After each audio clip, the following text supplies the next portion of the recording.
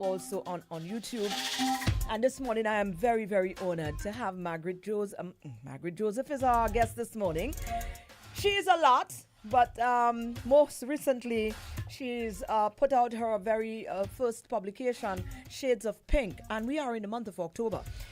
I think it's perfect timing to highlight that publication, but also to get to know some more about this amazing woman. I'm going to be finding out more about her this morning. Some of you probably would have known her before now, but certainly we look forward to it. We'd like to say good morning and thank you to the First National Bank. The First National Bank has been with us on this program for quite some time now, supporting the mission of this show, and we appreciate them so much. And they are celebrating Financial Information Month. As a matter of fact, they're down at a fair down at the Derek Walcott Square today. They're also present on site at JQ Charles from today until the 10th. They're going to be offering loans and stuff for you to get your new ride. So yeah, you want to take full advantage of what's happening with our guys over at the First National Bank. Let's take a word from them. When we come back, I'm going to bring up my guest. Tired of sky-high bills and a planet on the brink? It's time to go green without burning your pockets. At First National Bank, we are here to make saving the planet affordable. Whether you're installing solar panels, purchasing a water tank, upgrading to an inverter AC, or buying a hybrid vehicle, we've got the green to help you go green. Fast approval, low interest rates, and Mother Nature approved. Your future self will thank you. Visit firstnationalbankonline.com or call 455-7000 for more information to help you turn your green dreams into clean realities. First National Bank, here for you.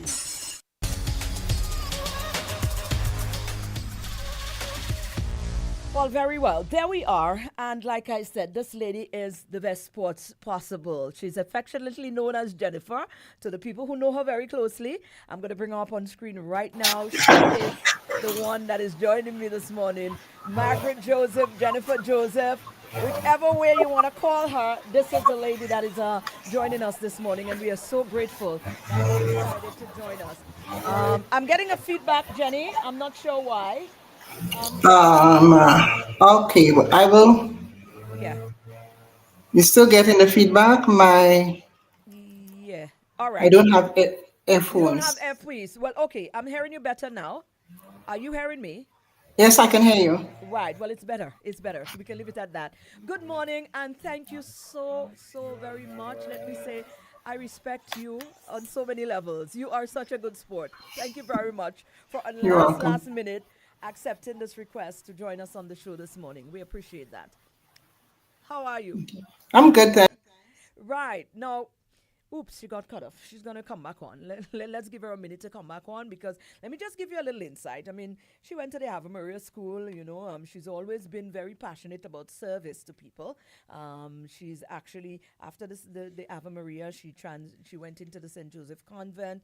Of course, during those times, she was honing her passion, which is, of course, getting involved with, is she there? Right, there she is. Okay, so we're going to bring her back on. There she is. Good, good. I have you back on. Right. Yeah, Thank you. we know technology. We got that. Right. So I was just giving them a little rundown, a little insight, but I'm glad you're here now. We're gonna get into that. Tell us a little bit about yourself. Normally on She Speaks, we like to connect with the person before everybody got connected to the person. If you don't understand what I'm saying, we like to take Yeah. it back to the grounded moments, like, childhood. What are some of the principles that was instilled in you from a child that you believe contributes to the person that you are today positively? What are some of those? Okay, my name is Jennifer is actually my name, but my Okay. first name is Marguerite. So I've used the name Jennifer all my life. I'm originally from Cedars Road in Castries. That's the road that leads to St. Joseph's Convent. Went to the Ave Maria School, went to the St. Joseph's Convent, then St. Lucia Level College, now part of what is called the Arthur Lewis Community College. I've been a career public servant, spending most of my time working in mental health, both at the inpatient level and at the community level. I've worked in St. Lucia, I've done mental health type work around the region, and I ended up working in Montserrat for the last 7, 8, 9, 10 years. Wow. I'm a firm believer that whatever life throws at you, you make the best of it. So, I mean, not coming from the best of circumstances, but I've always enjoyed life. I've always had a good time. I've always, you know, tried to help myself as well as help others. So these are some of the principles, on which I've lived and based my life. Right. You're now based overseas, in capacity in the same service driven sector.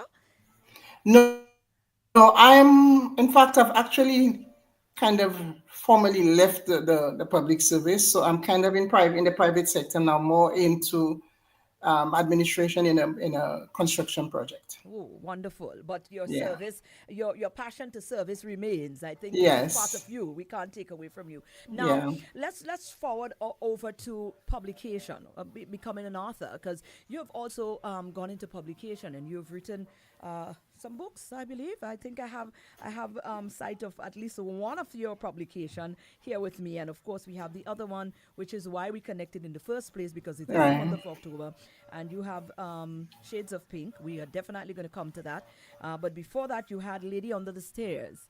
That's another publication of yours. Tell me about your entry into publication. What prompted it? When did it start? Okay. As I was approaching the time to exit the public sector, particularly in mental health, I was kind of reflecting on some of the work that I've done, some of the life experiences. And I remember when we were about to close the Golden Hope Hospital to move to the Wellness Center, we were doing a kind of a study of some of the longer stay patients who were at the hospital. And it came to my attention that there was this lady who was at the hospital for pretty close to 50 years of her life, spent her entire, almost her entire life at the hospital. Wow. And this story stayed with me. So I decided to write about that, not her story, but write along that theme that there are many people who, not because of their mental illness, maybe mostly because of social situations, find themselves confined into a mental health facility. So that was the theme of my book. Wow. And I published it in 2021. It's 4 years have gone by. But I've received quite a positive feedback. Many people said to me they never know these conditions existed, and they were not aware, etc. Talk about this is not a topic that's very easy to to talk Yes. about. But this was what the main theme of the book. But it did have a happy ending because she was able to reunite with. That's a story in the book. With She was her able to reunite family. with her family and go back and live a normal life in the community. So this was the theme of the book. And Wow. later on, I've written with the person in the book, her name was Lily. So I wrote a short children's book called Lily Finds Her Sunshine Again, Oh, which was launched during Reading Month in St. Lucia, in wow. addition to a guide to parents on mental health. So you open the conversation on mental health issues with younger children. And I've Wow. also done a series called Mental Health in the Workplace, which talks about different topics relating to whether you travel abroad to work, Gen Zs in the workplace, exiting the workplace, getting ready for retirement, how does that impact your mental health, etc. And then now I'm here with Shades of Shades Pink, of Pink. looking at the psychosocial impact of breast cancer diagnosis. This is from my own experience and from my own perspective, as it were. Okay, you want to expand a little bit? Affected in what way? Beg your pardon? You want to expand a little bit on Oh, the, yeah. yeah, well, a few years ago, I think it's in 2013, I suddenly discovered that I had a lump. We kind of dismiss it and say, oh, the first thing that comes is denial. But on my own, I went to the lab, I got to the mammogram, and then it was suspicious, and then later confirmed to be a cancerous tumor. It was in its early stage. And the book gives a little bit of my journey through the system. All the tests, etc., were not available in St. Lucia. So I was fortunate enough to be able to get my whole course of treatment overseas. And this is 11 years now, so I'm still alive. Oh God, look at you. Yes. Yeah. Wow. Champion Yeah. indeed. Yeah. Absolutely. No, the book. How can this book enhance, or how do you believe it's going to help persons, diagnose or living or who is going through at this present moment, the fight with cancer. Yeah. Well, I wrote the book mainly because when you get a diagnosis, it's always the physical aspect of treatment, the Yes. tumor, the staging, all the various diagnostic tests that you have to do. And sometimes not taking into consideration some of the feelings, some of the thoughts that go through your head. The emotional side. I wanted some people to realize that for some, it's not a death sentence. It's Hmm. not a life sentence that, you can have life and you can even enjoy life even while you go through treatment. Because listening to the stories that, I thought it would have been end of life. I thought it would have been, I mean, yes, there were the bad times, etc. But how do you cope? How do you stay connected with other people? Some of the services that we should try to access. And one of the things I point out is that many times people do not want to talk about it. It's your right, but I think sometimes speaking about it with friends, with people around you, it does help. It promotes your good mood, promotes good feelings, and there's a body-mind connection. So if you think positive, a lot of positive things will come out of the situation. Why do you think that is? Because I have encountered a few of those as well. And like you said, it is person's right. And we don't want anybody to feel that we are trying to bully them into, disclosing their mental, whatever they're going through at the moment. But we seem to have a lot of persons who are not inclined to talk about it. What do you think contributes to that? Do you think you understand? You're Um, coming from a background of mental and psychological background as well. Why do you think so much people are I think very for many people, it's pride, or you don't want to be seen as weak. Some people do not want to be pitied. They do not want to have their business out there. People talking about them. Stigmatization. Because one thing sometimes you're fine, and when somebody comes to you and say poor job, that's when the tears flow. So oh sometimes you want okay. to, portray yourself as a strong person. But I always tell people it's okay to cry. Crying is a natural thing. So, Right. you Do know. you believe though that there is room now for us as a public to maybe be a little bit more aware? We mentioned stigma. Do we still do that as a society? Do we still approach sickness as a stigma? Do you believe? Yes, some people. It depends on the sickness. Whenever people hear the word cancer, they think of death. They think of dying. They think of a lot of suffering. You know. For me, even I mean, I told a few people in the beginning, as you would read in this story. But the person I was most afraid of telling was my daughter. I have a daughter. She was 14 years old at the time, Oh, and in speaking on the phone, I never said the word cancer. I always said the big C.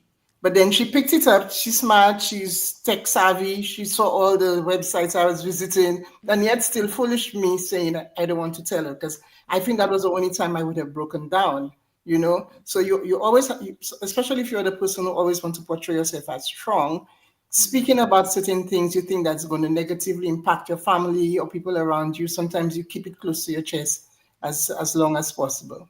Right. When you thought of putting it together in a publication, what moved you to do that? Was it from a need of that was an escape for you, like getting it down on paper, or was it something to help you cope, or was it really from the need of wanting persons to be aware?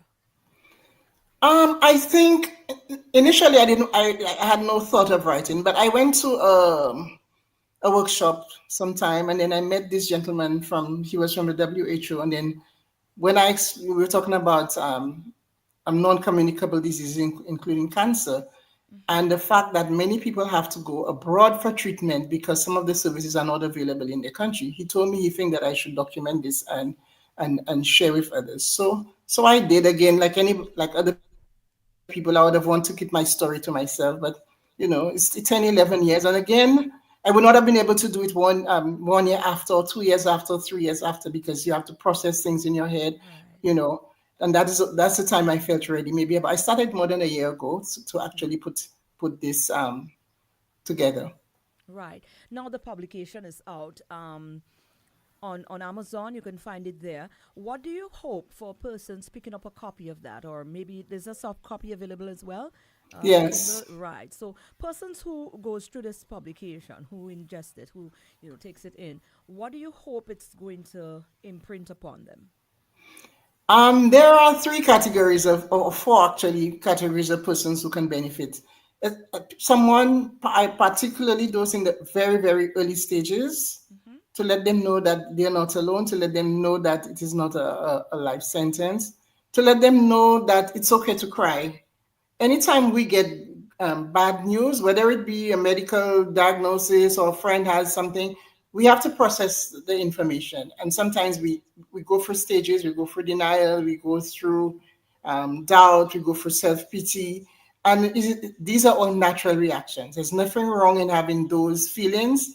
But then there's also nothing wrong in seeking help if you feel overwhelmed with this situation. So people who are early in their diagnosis, I think it's a good book for them to read. Mm-hmm. People is also good support for those who play a supporting role to someone else, that you can know what this person is going through so that you can be more understanding, more sensitive to their needs, and addressing their needs.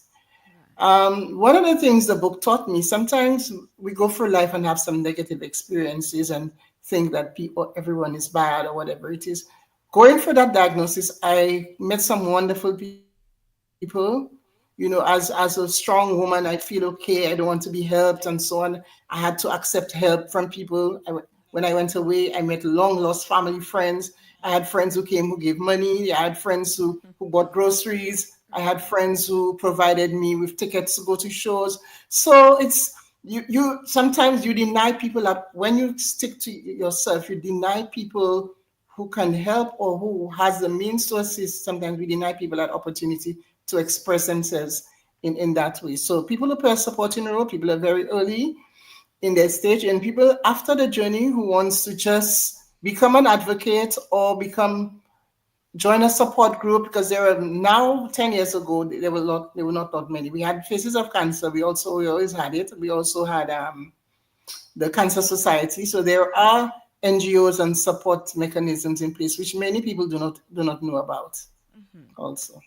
Right. Now, finally, from you, in terms of the link between we didn't expand too much on that, but there is a very, very big role, like you said. A lot of the times we're focusing on the physical aspect of it. The treatments we've been diagnosed, and this is what it is, and this is, and we go through that surface route, for want of a better term. But in terms of the psychological effect that this has on a patient, one, and the people around who might not even be aware that they are being affected mentally with this. How critical it is for us to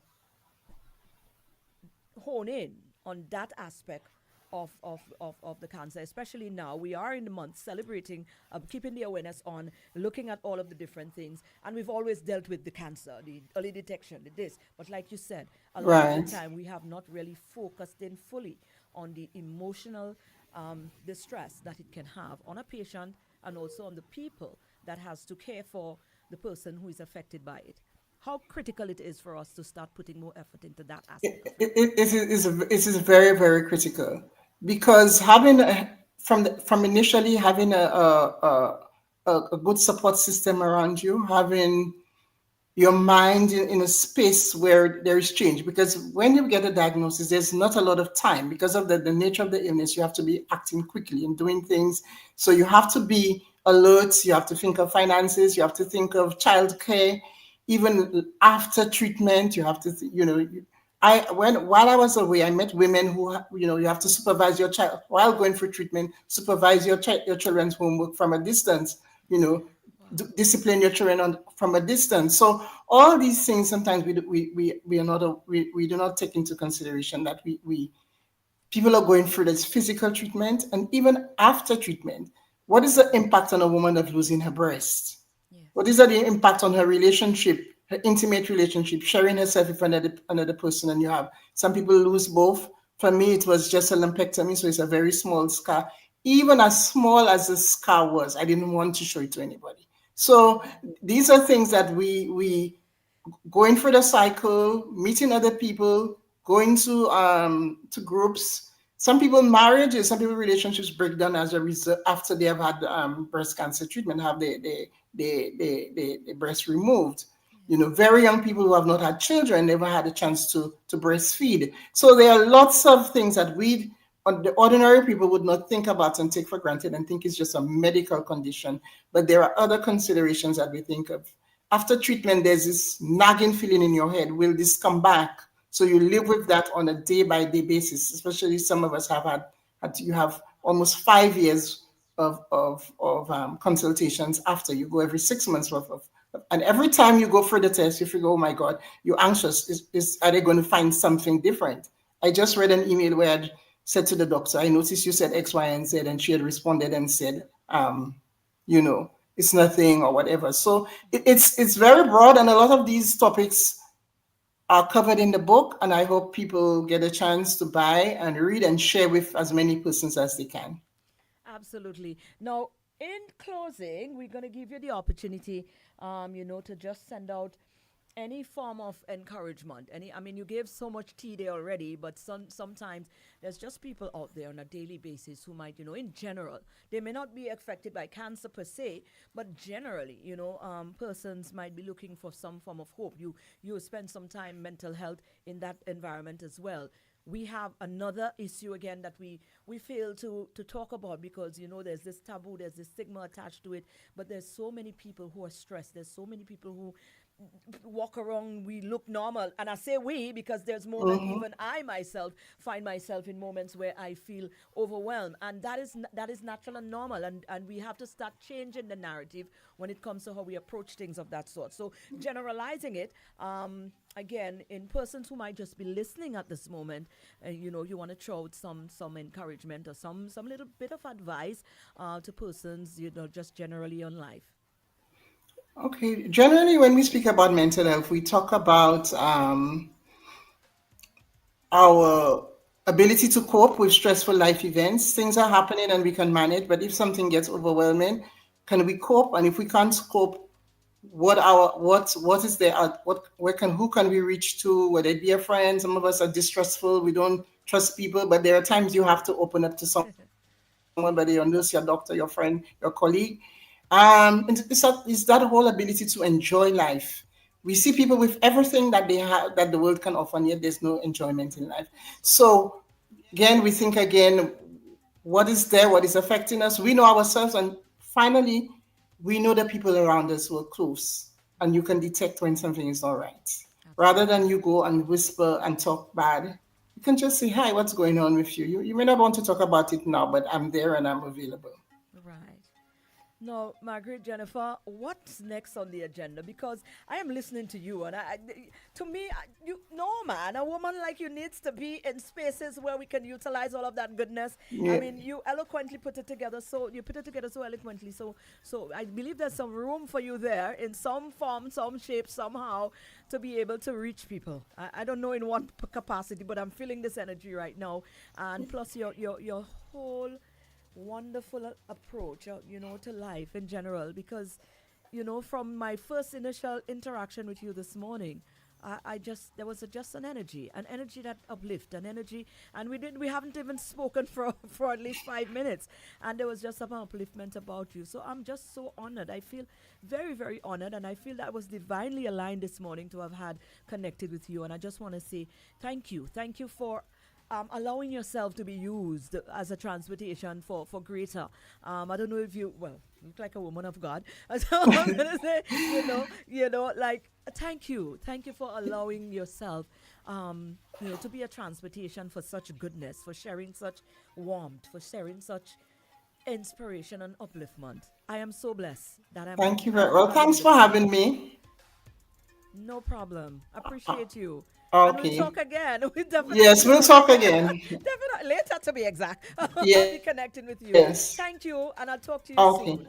Wow. Okay, then take care. Be Oh, I blessed. love her. Okay. You be blessed. Yeah. I love her. Oh man, this lady.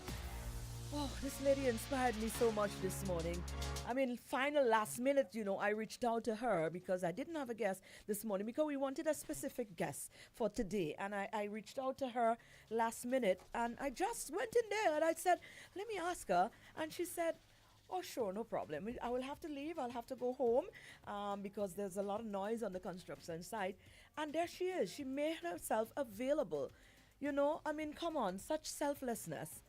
She inspired me so much this morning. She inspired me. She reminded me that, being human and having that element of humanity is still very much a thing. And it will never go out of style. I want to say thank you to her again. Jenny, you are amazing. She is so blessed. And I'm so lucky to have connected with her this morning. That's our show. On She Speaks for today. Of course, come next week. We'll have another St. Lucian. We'll have another woman who is going to be sharing their journey and their story with us. And we wish her all the best. And, we hope that, God will continue to guide and guard her heart.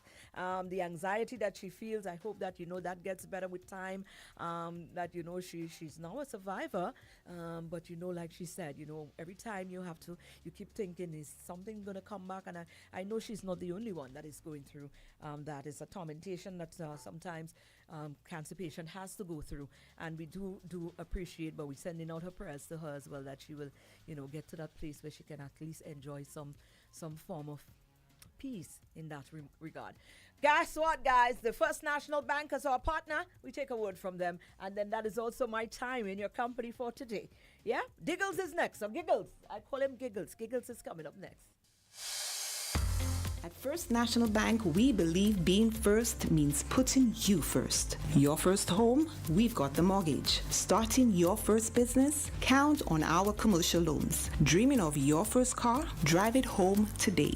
Heading to college? Let's fund that first big step with a student loan. No matter the milestone, make First National Bank your first choice for all your loan needs. First in service, first in trust, first for you. Call us at 455-7000 or visit your nearest First National Bank branch today so we can help put you first. First National Bank, here for you. Getting brand new quality tires and rims for your vehicles have never been so easy. Tire Zone in the blue building next to the VG roundabout sells tires for motorcycles for as low as $180. What? But that's not all. Tire Zone also stocks tires for all types of vehicles, including 13-inch for as low as $99, 14-inch starting from $150, 15-inch starting at $185, 16-inch for as low as